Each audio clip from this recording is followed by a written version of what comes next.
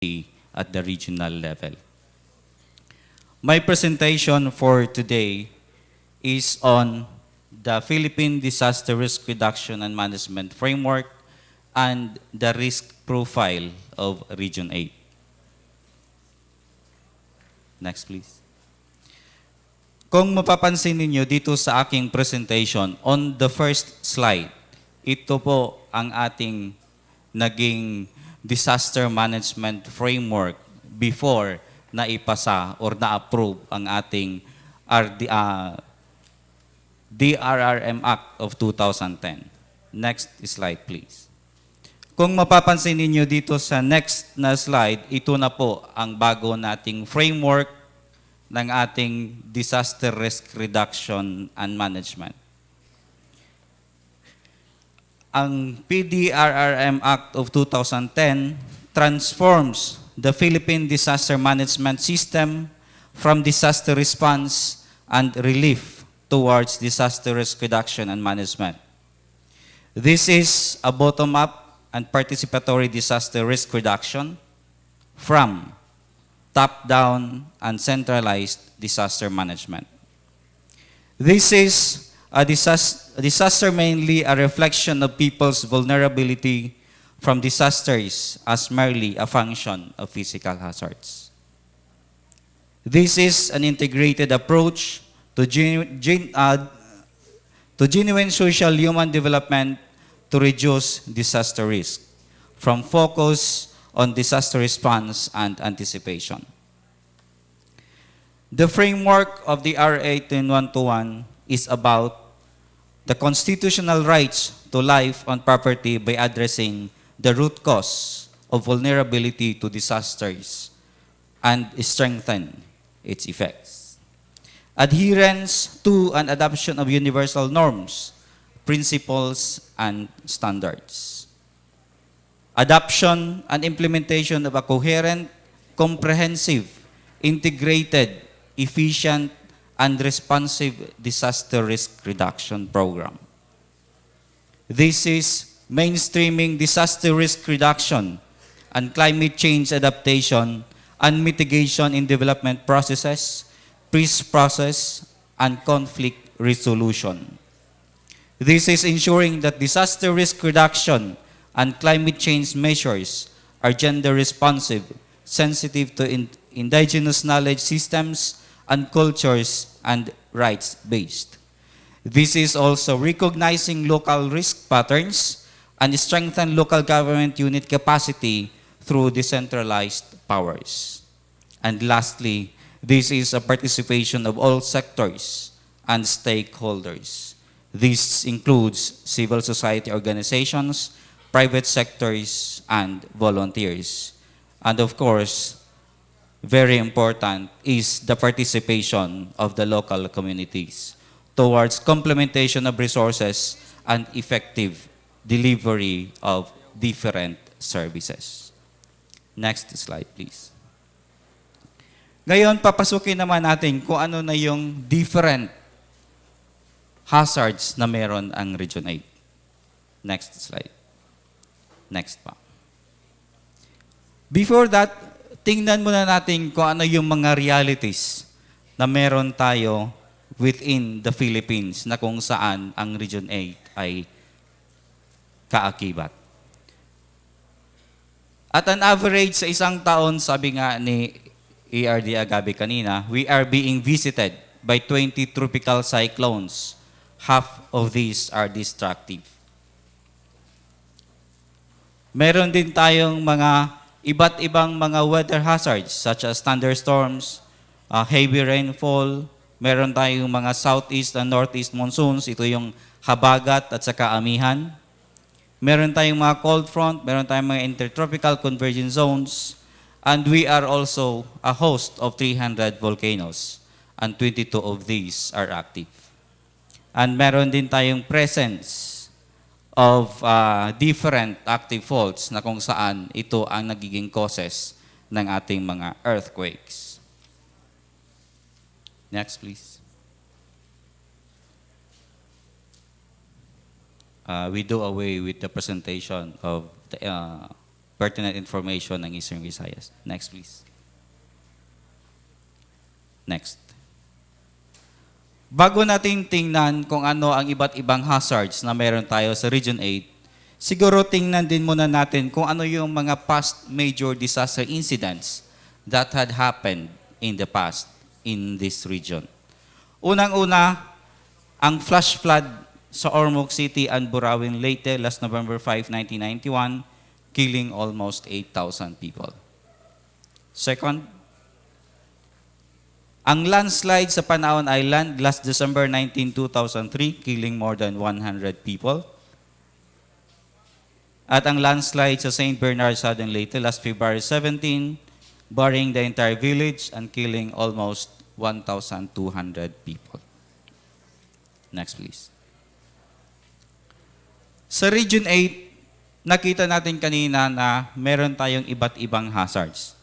Pero dito sa presentation ko, titingnan natin na merong 4 na most common hazards sa atin. Unang-una dito ay ang landslide. Sa landslide, meron tayong 2 klase ng landslide na tinatawag natin. Unang-una dito ay ang rain-induced landslides. Ito ay nangyayari kung meron tayong continuous heavy downpour at kapag naiipon ang tubig doon sa mga high steep slope mountains, kapag hindi na makayan i-hold ng soil ang amount of rain being deposited ng ating ulan, ay nagkakaroon na tayo ng landslide. Second type of landslide na nangyayari sa atin ay yung tinatawag natin na earthquake-induced landslide. Ito ay present din doon sa mga mountainous portions na kung saan ang mga mountains na ito ay nakapaloob or naglie along the active faults. In cases na mayroong mga earthquakes at doon sa mga areas na kung saan nakapaloob yung ating mga mountains andon or naglie along the active faults, then malaki ang possibility na mayroong mga debris na nahuhulog, then that is what we call earthquake-induced landslides. Dito sa ating presentation, meron tayong mga identified areas or prone to landslides. Some are hilly areas of Maasin City. Next, please. Mountainous portion of Sogod, Southern Leyte. Coastal section of Aboyog, Leyte. Upland and mountainous portion of Ormoc City and Isabel, Leyte. And the rock formations of Catbalogan, Samar. These are only few of the areas prone to landslide. Next, please. Second type of hazard na meron sa atin sa Region 8, ito yung pangalawa sa most common, flooding. Sa flooding, meron tayong tinatawag na sheet flood. Yung flooding sa mga plain areas na dahan-dahan umaangat ang tubig dahil sa continuous heavy downpour. Ang second type ng flooding natin ay yung tinatawag natin na flash flood. Flash flood happens kung naiipon ang tubig sa upstream at saka naiipon yung mga debris sa taas na hindi na makadaloy ng normal yung tubig doon sa mga rivers sa taas. In cases na magkaroon ng continuous heavy downpour at hindi na makayanan i-hold ng naipon na debris doon sa upstream, kapag bumigay ang rivers na yon, then malaki ang possibility na magkaroon tayo ng flash flood. Another instance kung kailan tayo possible na magkaroon ng flash flood is kung meron tayong mga dams doon sa matataas na lugar. In cases na magkaroon ng cracks yung dams, and malaki ang possibility na magkaroon tayo na biglang pag-agos ng tubig or flash floods. Next, please. Third most common hazard sa atin ay coastal erosion. Recent studies conducted by the geologists of the Mines and Geosciences Bureau of Region 8 disclosed that the intense removal of beach sediment material could affect the coastal area from Tacloban City, Leyte, in the north to as far as Silago, Southern Leyte in the south. The most seriously affected coastal area is at Barangay San Roque, Tanawan, Leyte. Here, a significant portion of beach area is already considerably eroded or washed out due to the wave-induced movement of beach material moving northward. An old shoreline sand spit in the area was already washed out. Next, please.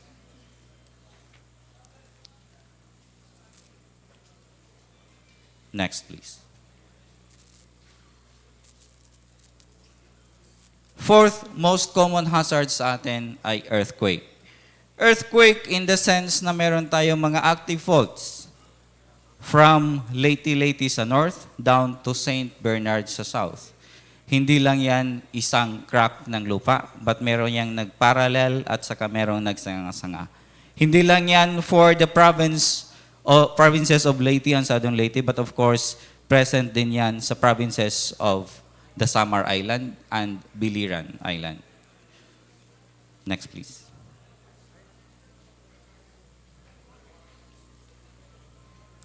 Meron din tayong mga cracks hindi lang sa within the land, but meron din tayong mga cracks na nasa seabed. Ito naman yung tinatawag natin na trenches. So isa ang nakaharap sa atin ay ang Philippine Trench.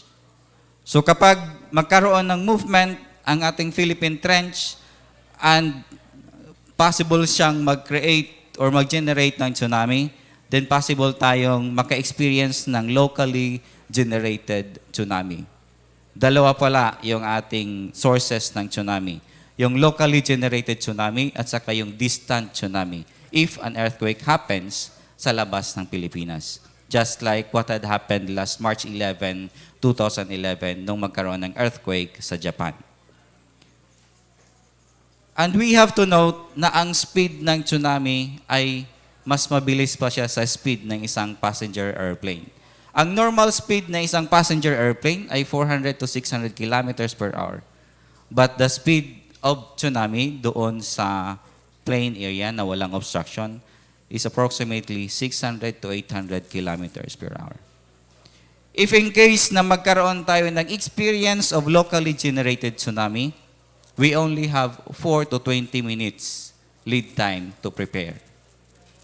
Kaya yung mga areas natin sa Region 8 na considered plain areas facing the Pacific Ocean, then we really have to make certain preparations para ma-safeguard natin yung ating mga respective communities. Next, please. Based on the assessment made by our partners in the government from the Mines and Geosciences Bureau, PHIVOX, and PAGASA, these are some of the results of the assessment. In terms of earthquake, along the 25-kilometer wide danger zone of the Philippine Fault Zone, these are the areas of the provinces of Leyte, Southern Leyte, and Biliran. So hindi ko na lang siguro isa-isahin yung mga municipalities kasi hahaba yung ating presentation. Along the north-northeast splay fault from the Philippine Fault Zone, these are the areas for the province of Southern Leyte. Next, please. Along the parallel northwest faults to the Philippine Fault Zone, these are the areas for the provinces of Leyte, Samar, and Eastern Samar. In terms of tsunami, if in case na maka-experience tayo ng locally generated tsunami or distant tsunami na ang origin niya ay dito sa east side ng Pilipinas, these are the areas of the provinces of Northern Samar, Eastern Samar, and Southern Leyte. Next, please. We also have areas identified for flooding. Pero ang nakalista dito ay ang mga areas or mga pangalan ng ating mga different rivers within Region 8. Considering sa ating proneness doon sa flooding, siguro titingnan natin yung mga tatlong areas. First, yung mga communities na andyan mismo sa gilid ng mga rivers. In cases na mag-overflow yung ating rivers due to continuous rains, then possible na magkaroon ng flooding sa mga plain areas near the rivers. Secondly, yung mga areas na nagiging catch basin ng tubig ulan, if in case a municipality lies in a plain area and napapalibutan siya ng mga mountains, ang runoff ng tubig ulan from the mountains ay directly pupunta doon sa mga plain areas. There are some of the areas within the Western Leyte na ganito ang sitwasyon.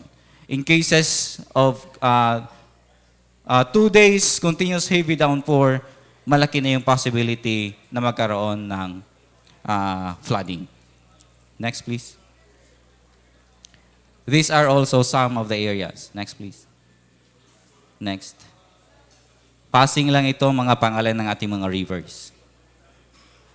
Ito naman po ang ating assessment in terms of landslide and flooding susceptibility. Ang assessment na ito ay ginawa from 2006 to 2010. On the next slide please. Next. Ito naman din po yung ating assessment na kinuha natin from the Mines and Geosciences Bureau as of 2011. At saka, hindi pa ito natatapos. Kung makikita niyo meron pa tayong mga zero na figure dyan. So, ongoing pa po. Ibig sabihin yan, ongoing pa po yung ating assessment para sa updating ng different susceptibility ng ating mga different communities. Next, please.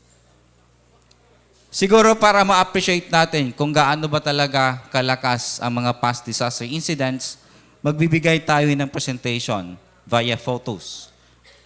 Next, please. So ito naman po yung Ormoc tragedy. Makikita ninyo yung before and after ng Ormoc na flooding. Next, please. Ito naman po yung Anilaw River at saka yung Anilaw Bridge na naputol. Next, please. A brief overview kung ano ang nangyari during the Ormoc flash flood. Yun po yung presentation natin ng different rivers and ang exit ng different rivers ay doon mismo sa city itself. Ito naman po ay mga different uprooted trees na napasama during the 1991 flash flood. One of the streets of the Ormoc City right after the flash flood. Another picture of a mudslide at Panaon Island, Pinutan. The same incident, Pinutan. So another incident, human-induced incident dito naman sa may area ng dito sa may area ng Eastern Samar. Dito natagpuan yung ating capsized fishing boat. Next, please. If you can remember yung ating fire sa Unitap Ormoc, one of the latest napasama doon. Ito naman ay flooding sa Maslog, Eastern Samar. Sabi nga nila, ito na daw yung bagong design ng basketball court. Anyway, joke lang. Next, please. So, another incident, Barangay Ginsurungan, Katbalogan landslide. Actually, dalawang landslides na yung nagkasunod doon sa area na yan. October 21 at saka November 22. Next, please. Another landslide sa Barangay Punta, San Francisco, Southern Leyte. Another landslide incident, the same municipality but different barangay. Next, please. Next. This is where the zip line is. Barangay Agas-Agas, Sugod, Southern Leyte. So bakit ba nilagyan ng bridge na meron naman na siyang daan? So ang bridge na yan ay isang mitigation measure dahil ang mountain, ang high steep slope na mountain na yan ay nag-lie mismo along the active fault. Next, please. One of the buildings of Eastern Samar State University na nag-lie mismo along the active fault and nagkaroon siya ng mga cracks right after the earthquake. Next, please. Siguro si Mayor Rentosa na lang mamaya ang mag-elaborate ng ating presentation doon sa what had happened during the Ginsaogon landslide. Next, please. Next, please. Next, please. Next. Next. Next. So these are what Region 8 is. These are the realities in Region 8. Hindi ibig sabihin nito ay nagbibigay tayo ng katakutan or scare sa ating mga kababayan. But of course, this is reminder para mabigyan natin ng pansin kung gaano ka vulnerable, kung gaano yung risk na hinaharap ng ating mga kababayan dito sa Region 8.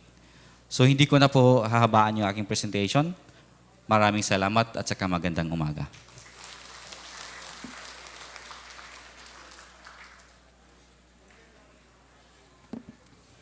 Director Gozon, as the Regional Director of the Office of Civil Defense, is also the Chairman of the Regional Disaster Risk Reduction and Management Committee. We would like to acknowledge the presence of the Honorable Governor of Leyte, Governor Jericho L. Petilia. We also have Honorable Jaime P. Garcia Jr. of Biri, Northern Samar. Honorable Ernesto Martillo of Pastrana, Leyte. Honorable Ronaldo Lieve of Mahaplag, Leyte. Of course, we have our DILG provincial directors, starting off with Provincial Director Artemio B. Caneja of Leyte. DILG Southern Leyte, we have Provincial Director Jane Imbadokdok. We have the OIC Provincial Director of Biliran, Jesus Nakila. We have the Provincial Director of Samar, Marilyn Saboy. The OIC Provincial Director of Eastern Samar, Lydia Loyola. We have the Provincial Director of Northern Samar, Valente P. Bahet. We have two city directors, the DILG Tacloban City Director, Adoracion O. Peregrino. Hi, Nahimam.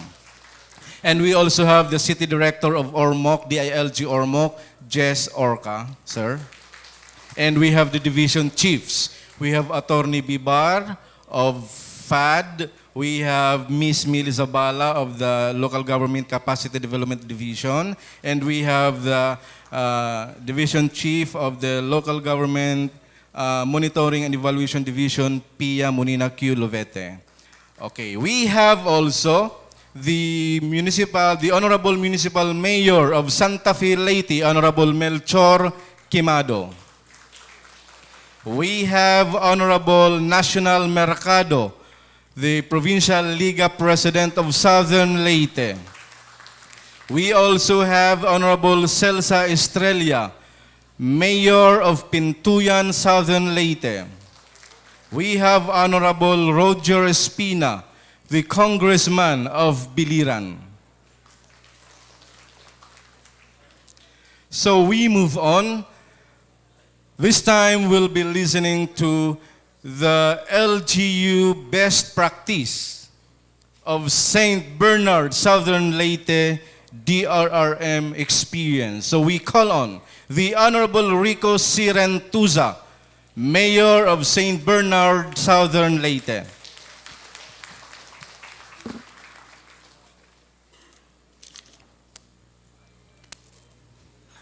Thank you.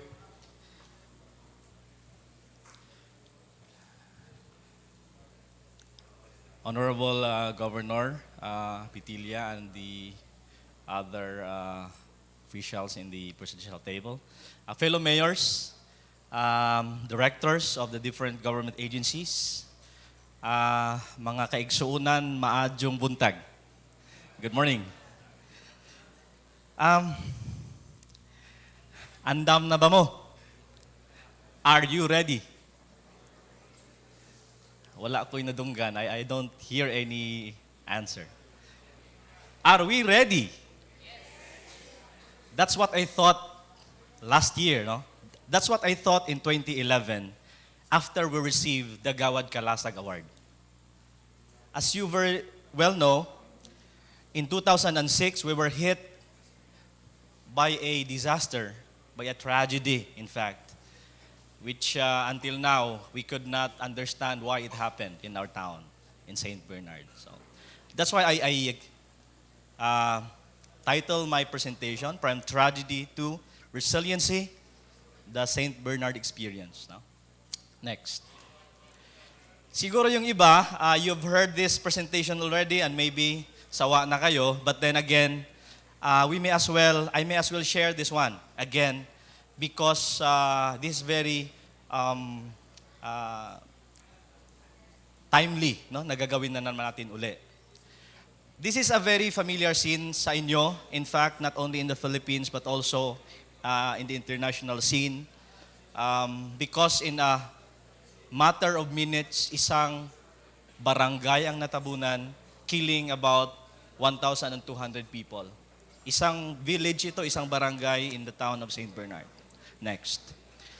Now, and it happened because we very well know that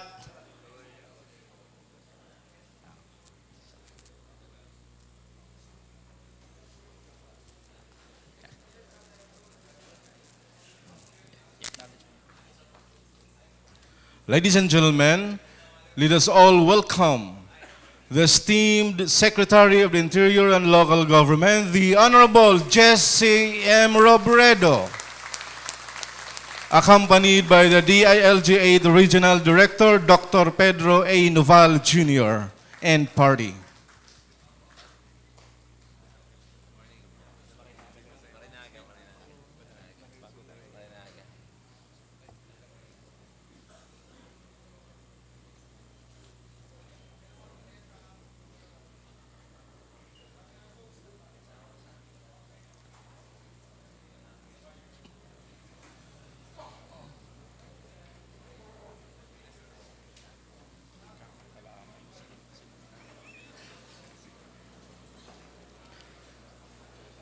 Welcome, sir. Good morning.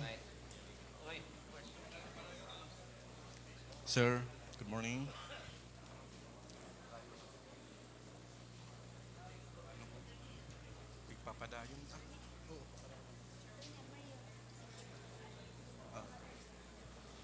Okay, thank you. Honorable Jess, may I continue my presentation po? Okay, so nangyari ang Ginsaogon landslide because alam naman natin, geographically, St. Bernard is situated dyan, next, sa province of Southern Leyte, na alam natin, as mentioned by Director Ray, we are along the fault line ng Philippine Fault Zone. Malapit tayo sa Philippine Trench. And we are near the Pacific Ring of Fire. Next. So, ang St. Bernard, siguro, just like our LGUs, ay perfect, no? This is a perfect place ng mga hazards. Name all the hazards and we have them. Siguro, it's not only St. Bernard, but maybe some of your LGUs share with us with these hazards. No? Next. So, no wonder na nangyari yan. No? Next. And because of that tragedy, itong 7 na barangay ng St. Bernard, yung nakapula, if you notice, yun ang Mount Canabag Ridge, yung where these 7 barangays were situated. As a measure of prevention, kasi isa lang ang tinamaan dyan yung Ginsaogon, we transferred. We have to relocate completely all the 7 barangays, pati yung mga survivors ng Ginsaogon. Next slide. So nandyan na sa kabila, if you notice, no? So, yun ang ginawa natin, kasi if we allow them to stay where they were, ay posibleng mangyari na naman uli. Sasabihin na naman ng mga tao, ang St. Bernard ay hindi natuto. Right? So nilipat namin sa kabila. But yung naka-blink dyan, di ba sabi ko sa inyo, are you ready? And you said yes. And I said, that was what I thought last year when we received the Gawad Kalasag Award. But in 2011, hindi na kami